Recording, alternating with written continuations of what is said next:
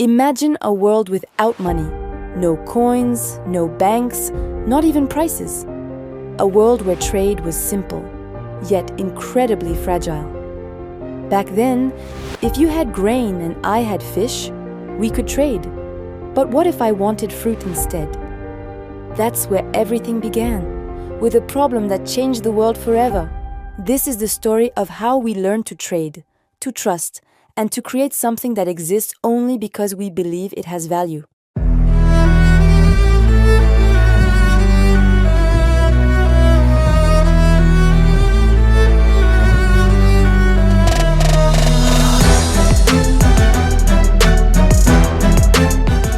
Thousands of years ago, humans lived by exchanging what they had for what they needed.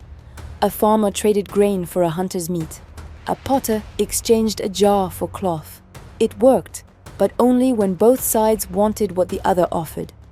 Economists call this the double coincidence of wants.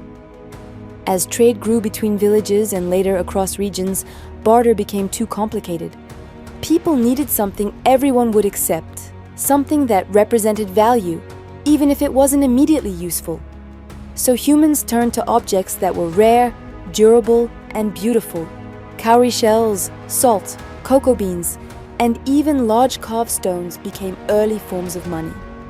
In ancient Mesopotamia, around 3000 BCE, people used silver bars as a measure of value. In some cultures, a man's wealth was measured not by coins, but by the number of cattle he owned.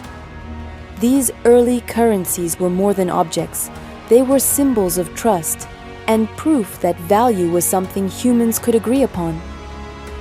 Then, around 600 BCE, in the ancient kingdom of Lydia, what is now Western Turkey, something revolutionary was born: the first metal coins. They were made of electrum, a natural mix of gold and silver stamped with the seal of a king. That seal meant authenticity and trust. For the first time, money had a consistent weight, a guaranteed value, and a symbol of authority. It changed trade forever. Soon, the idea spread to Greece, Persia, and Rome. And with it came the realization that whoever controlled the money controlled the empire. Centuries later, in medieval China, another transformation began. During the Tang and Song dynasties, merchants began using paper notes instead of metal coins, the world's first banknotes. They were lighter, easier to carry, and guaranteed by the emperor himself. Marco Polo, traveling through China in the 13th century, was astonished. He wrote, "All these notes are issued with such authority that they are accepted everywhere." In Europe, goldsmiths started storing people's coins and issuing paper receipts, the first form of banking. These receipts could be exchanged, traded, and trusted. Money was no longer just a physical thing, it became a promise. By the 20th century, money had become the foundation of global power. After World War II, nations built a new financial order through the Bretton Woods Agreement, linking all major currencies to the US dollar and the dollar to gold. But in 1971, the link was broken. The dollar was no longer backed by gold, and money became fiat currency.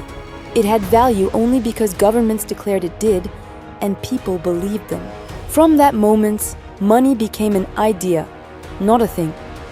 Then came the digital revolution. Plastic cards replaced cash. Online banking made money invisible. And in 2009, Bitcoin emerged. Money without banks, borders, or governments. It was built on blockchain technology, a public digital ledger that replaced trust in people with trust in code. Today, money travels faster than ever, through smartphones, apps, and even digital tokens you can't hold, but somehow own. So what is money really? It's not metal, paper, or pixels, it's belief. From shells to gold, from paper to Bitcoin, money has always been humanity's mirror, reflecting what we value, what we trust, and what we dream of.